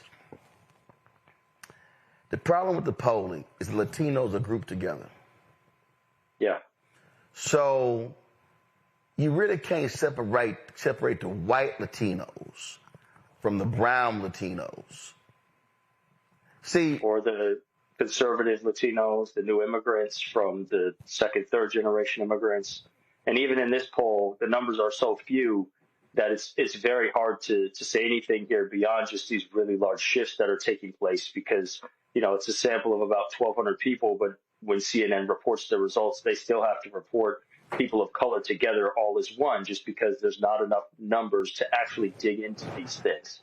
And that's going to kill a lot of these campaigns, a lot of these candidates in tight races in places, you know, in Virginia, as we were talking about, Florida, where people are trying to win really close Senate and House seats. If they're not able to dig into these numbers and really see how people feel and the nuances behind what's going on in the polling today. You look at this stuff all the time. Are we seeing black folks harden against this fool? I think so. I haven't done too much national polling recently, but I did just finish conducting some personal interviews with sort of black community leaders in a purple state.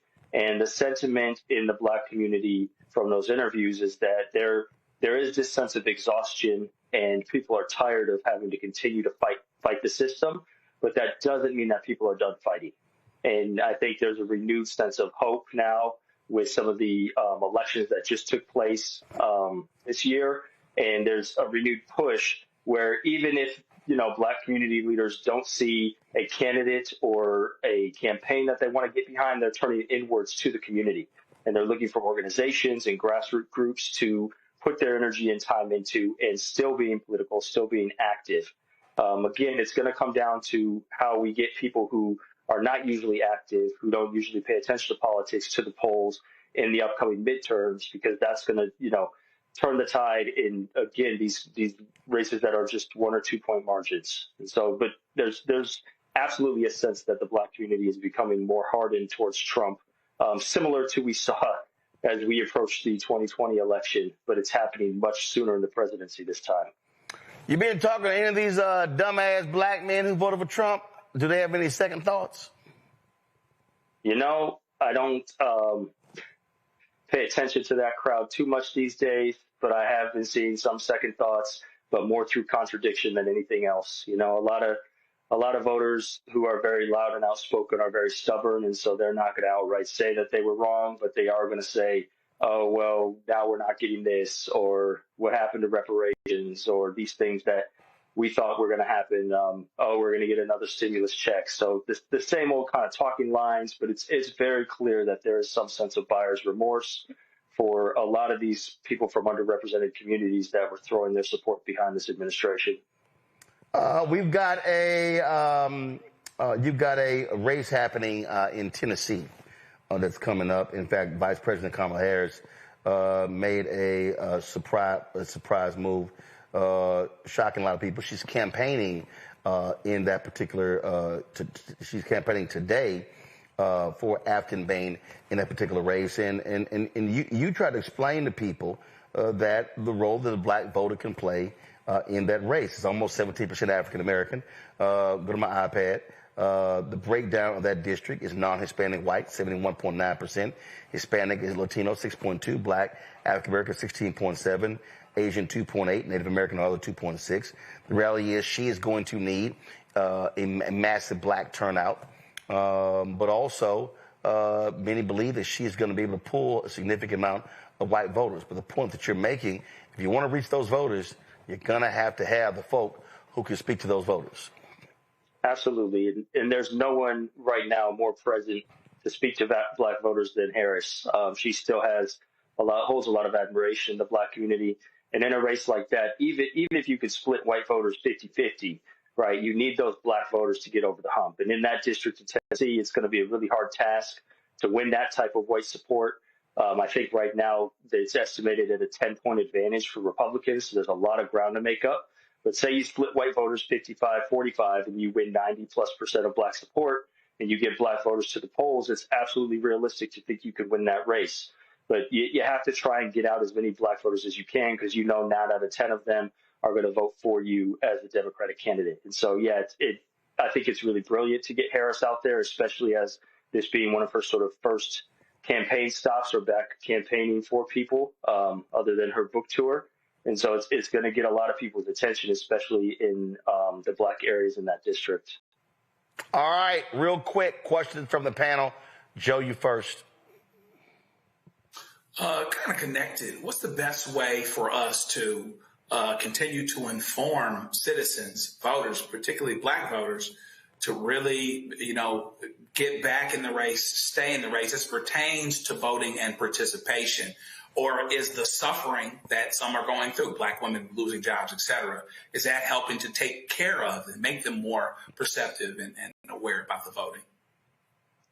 I think the suffering, if you will, is going to mobilize some voters, but there's also going to be a significant group of black voters that needs compassion, and you're going to need to understand why they might feel alienated, removed, tired, exhausted with politics right now, and come up with political arguments that, on the one hand, absolutely do impression upon them the dangers that are imminent with the Trump administration and sort of the MAGA Republicans in power, while at the same time discussing ways that their lives could get better through politics in the future, right? And sort of have a short-term game and a long-term game when it comes to talking with black voters. But first and foremost, be empathetic and understanding as to why black voters or the black community in general might be feeling really sort of disillusioned at this moment in time. Mustafa?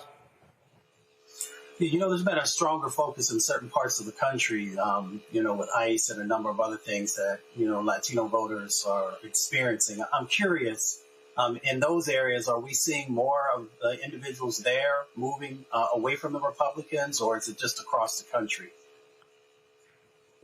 That's a good question. I haven't seen any specific data suggesting that the proximity to sort of ICE raids or ICE activity is moving Latinos any more than these trends we've seen nationally.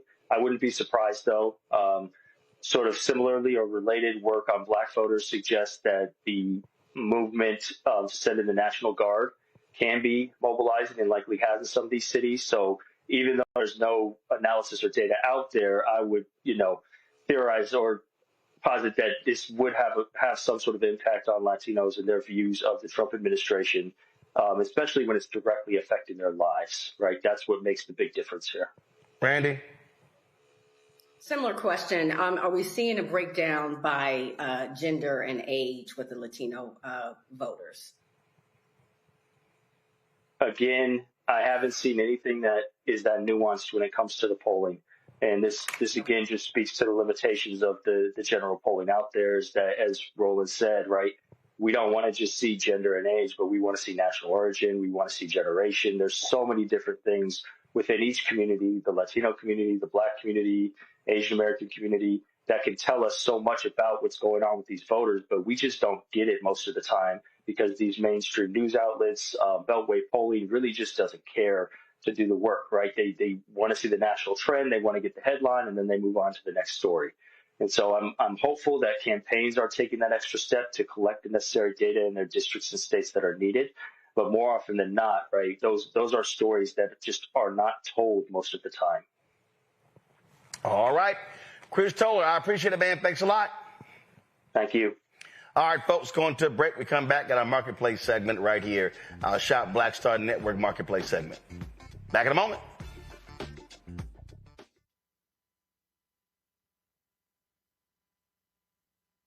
week on A Balanced Life with Dr. Jackie. Are you looking for clarity on your believer's journey? Are you finding it difficult to really find your lane and stay in your place? Do you think that you have what it takes to build a sense of community even in these difficult times, knowing that God has got your back? Well, this week on A Balanced Life with Dr. Jackie, we're talking about just those things. I have the courage to walk through this tough season because they're going to come. You need the friends that have a belief system like yours. A believer's journey this week on A Balanced Life with Dr. Jackie on Black Star Network.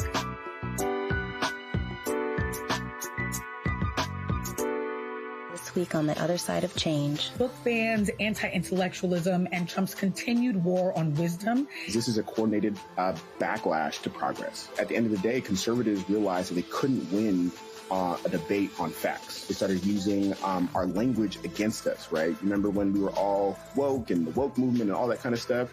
Now everything is anti-woke, right? When we were talking about including diversity, equity, inclusion, and higher education, now it's anti-DEI. All this are efforts to suppress the truth because truth empowers people. You're watching The Other Side of Change only on the Black Star Network. It's your boy Earthquake, giving Roland Martin something to do, because he don't know what to do. He from Texas. Ain't his fault.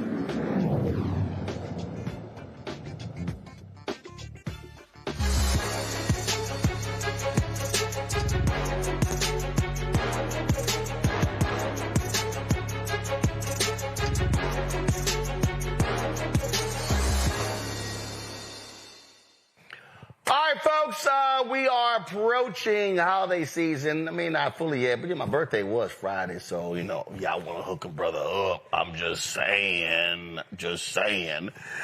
Be Rooted creates culturally inclusive stationery designed to celebrate and empower women of color every day. From bold journals to beautifully crafted planners, Be Rooted is redefining how women express themselves through stationery. Jasmine Foster, the CEO and founder of Be Rooted, joins us from Atlanta. All right, Jasmine, glad to have you here. First of all, ain't none of this for brothers? I mean, y'all play cards. Do you or do you not play cards? No, I understand that. But what I'm saying is, but in the whole intro, all I hear is celebrating and empower women of color every day, redefines how women express themselves. What I'm saying is your stuff for bros too? Well, I see thousands of men on this channel. I want to empower one of my brothers out there and maybe Be Rooted for them, okay? All right, so let's go through this here. So we got a planner here. Yes. We got all sisters on the planner. Can we get you? You can throw Jasmine, you can throw a bruh in there. Is the artwork beautiful or is the artwork not beautiful? It is. So we got. Don't you have a woman in your life that would love to receive that as a gift? Brother like gifts too. All right, so we got, this is a planner. This is a daily notebook. Okay, so give me the difference between a planner and a daily notebook. Okay, so a planner is something that's going to help you get your day more organized. So there's going to be room for you to write down your hourly thoughts. There's going to be room for you to write down your meal plans. We're always trying to make sure that we have getting our fitness together. There's going to be room for your notes versus a notebook is going to be more open-ended. So this is for the girl who's looking to journal, who's just looking to write her thoughts out. She's looking to keep a log of what she needs to do. All right. So then what we got here? We got coffee mug and wine glass. Yeah. So that one says before work and because work. Because I don't know about you. Sometimes before work, I need a little bit of caffeine. Nope. And after work, I need a little bit of, wine does the body good. No, I don't do caffeine. I don't do wine. I'm ready to roll at any time. You don't need caffeine? Jasmine. Yes. You think I would need caffeine? Well, I'm sure there is someone out there that gets it, and if they don't get it, there is a work bestie that would love that gift. Randy shaking her head like, hell no, he don't need no extra stuff. I don't need nothing extra. At all. All right, then also, so you got a crossword puzzle too? I'm sorry, not crossword puzzle. A jigsaw puzzle. So, a warm embrace. Yeah, so hand-drawn puzzle. Mm-hmm. It's going to be a cozy fall scene, 500-piece puzzle, soft touch finishing, something for you and your family to do after work on the cozy weekend where you get to put the pieces together, calm your mind down. And finally, something with a brother on it. We got some playing cards. So we got right here some playing cards as well. Yeah, so it's a set of 2 cards, perfect for the upcoming Friendsgiving, Thanksgiving season when you and your people are going to get together, play some cards. I know you play spades. Do you play spades? Oh, hell yes, I play spades. Okay, so I'm hashtag team whip that ass. So have you ever played spades with cards that have black and brown jokers, jacks, face cards? Like, you haven't seen these before. So these are going to be perfect to bring to the gathering for when you get your people together and you have to teach them a little bit of something on the spades table. Well, I got some black and gold alpha cards over there. Okay, I see you, brother. I'm an AKA. Let me see here. First of all, let me make sure that these cards are appropriate. They're appropriate for real spades players, because not everybody can play spades. Mustafa, you play spades? Yeah, I've been playing spades since I was about 10, 11 years old. All right, smart man, smart Rand. Joe had to go. Randy, you play spades? Do I play spades?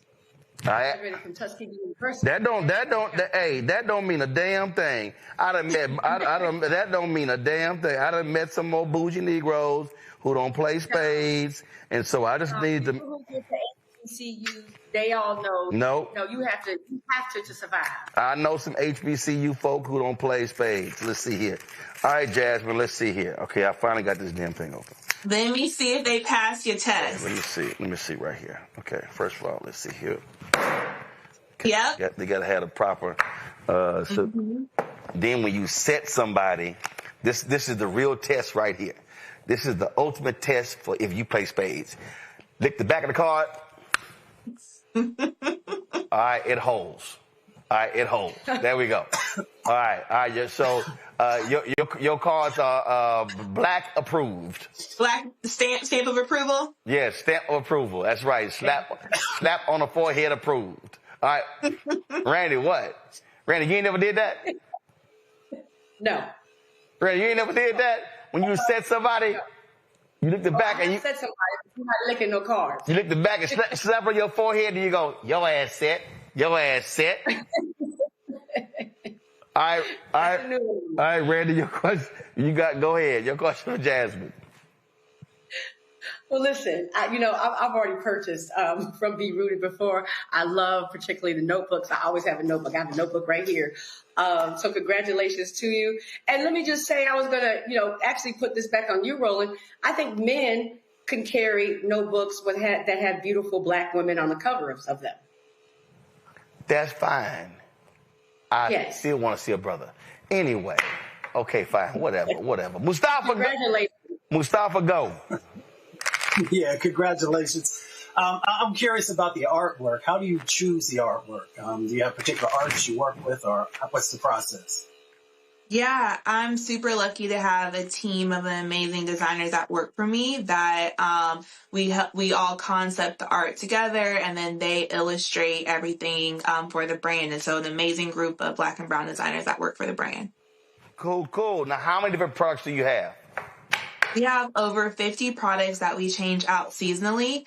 And right now on your marketplace, you have some of our best sellers. Okay. All right. Henry, give me a wide shot. See, this ain't bad because, they don't slide across the table. So sometimes cards, they too slippery. So you can't have them flying across the table. See, that's right. So we check. So you got to be able to check. Randy, you don't want none of this. Randy, you don't want none of this. I was going to say I can show you better than I tell you. Randy, let me explain something to you. Don't let the Texas A&M fool you. Okay. See, I love all the HBCU Negroes who talking about you went to Texas A&M. They forgot. I went to Jack Case High School. We played spades twice a day for 4 years, in the morning and at lunch. Y'all don't want none of this. Y'all don't want none of this. All right, what you shaking your head for, Jasmine? That's right. Yeah, we keep. That's a lot. I mean, that's a lot of time. But I know that if I have to have a spades partner to call upon, I'm gonna call up on you, Roland. Oh, hell yes. Hell yes. We know how to do this.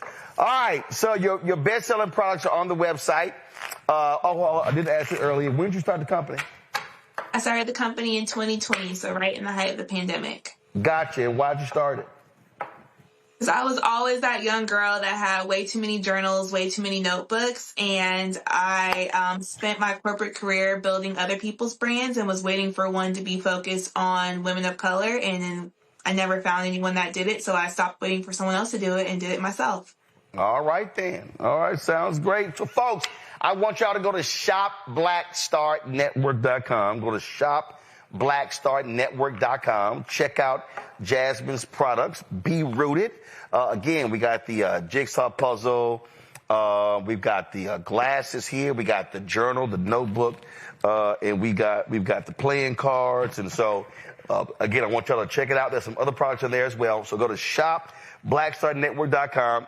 Again, y'all know we're doing the blackout. We ain't buying from other people. So we buying black.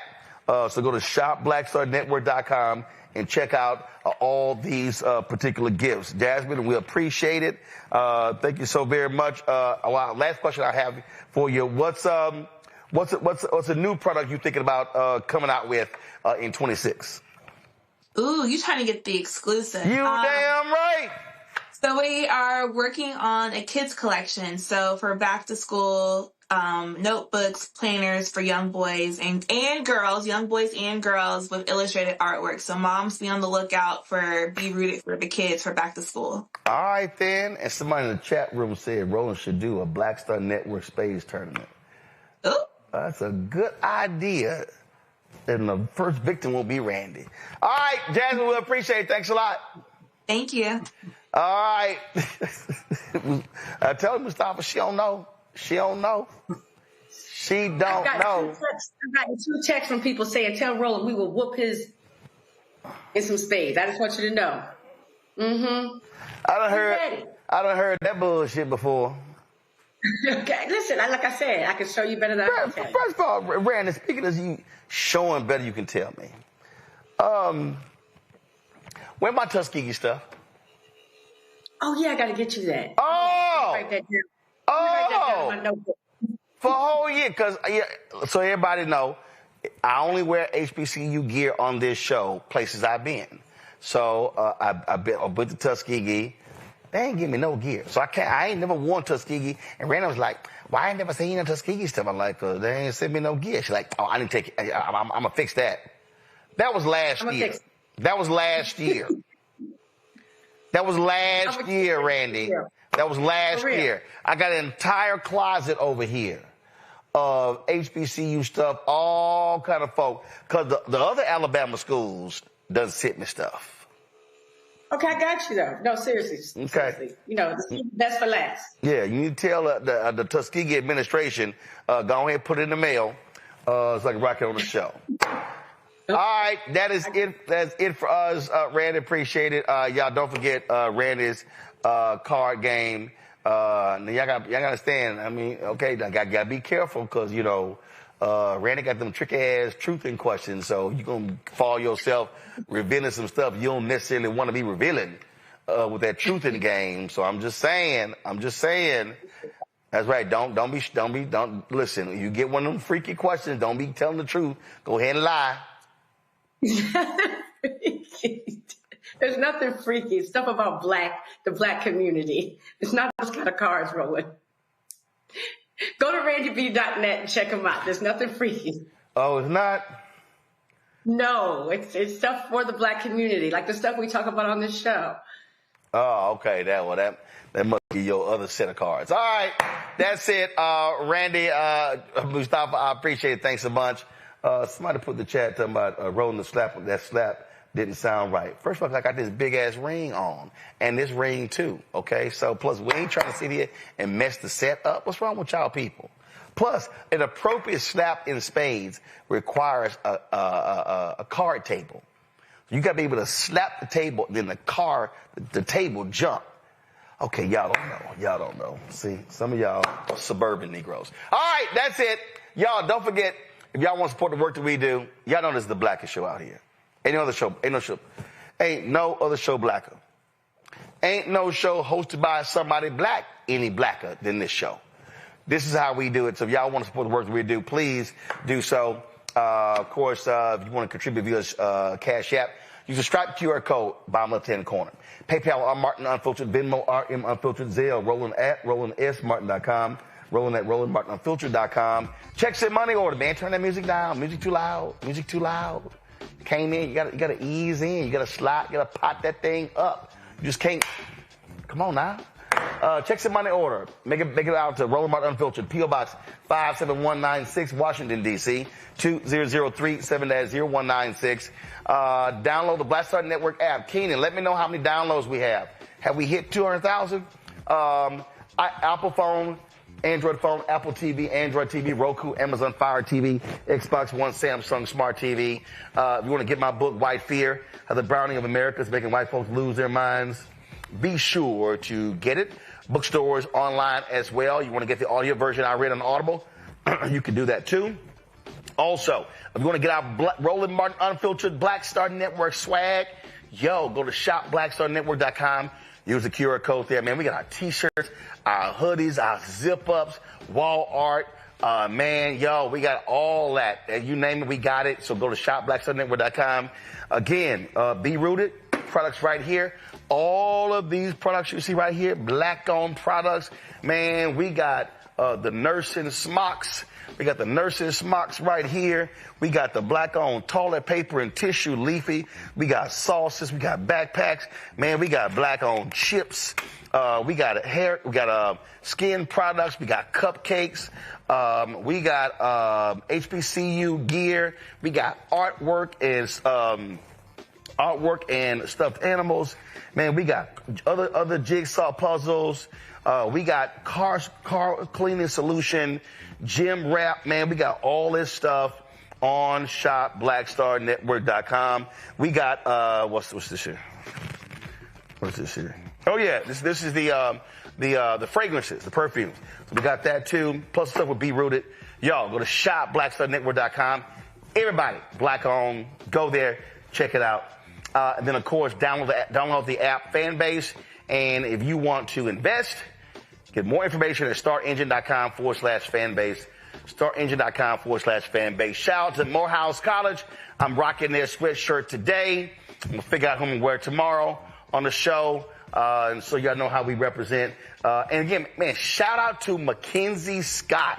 Yo, Mackenzie Scott, y'all. She has given more than $700 million. $700 million. Just keep the camera right there.